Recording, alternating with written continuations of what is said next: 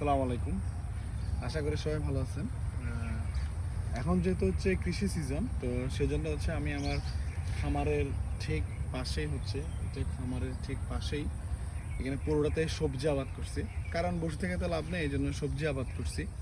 তো আস্তে আস্তে এক একদিন আপনাদেরকে এক একটা ভিডিও করে দেখাবো মাশাল্লাহ কী করছি না করছি।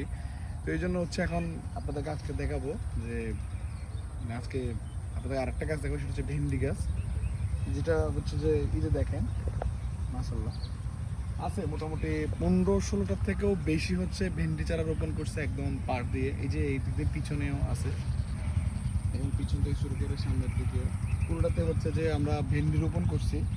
তো মোটামুটি 4-5 দিন খেয়েও ফেলছি।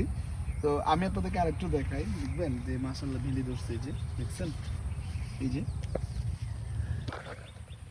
ধরছে। তো আপনারা সবাই দোয়া করবেন যাতে মানে এই গাছগুলো সুস্থ থাকে। আর বর্তমানে হচ্ছে প্রেক্ষাপটে বাংলাদেশের মানে বাজার যে অবস্থা, মানুষের অনেক হিমশিম খেতে হচ্ছে। তো আমরাও ট্রাই করব যে হচ্ছে যে বিশেষ করে আমি চিন্তা করছি যে যতটুকু দামে কোনো বাজার যদি সেলও করে থাকি, তাহলে সেক্ষেত্রে হচ্ছে যে খুব অল্প দামে সেল করবো মানুষের কাছে, যাতে মানুষ খেয়ে শান্তি পেতে পারে। বুঝলেন নাই? দোয়া করবেন সবাই আমার জন্য। আসসালামু আলাইকুম।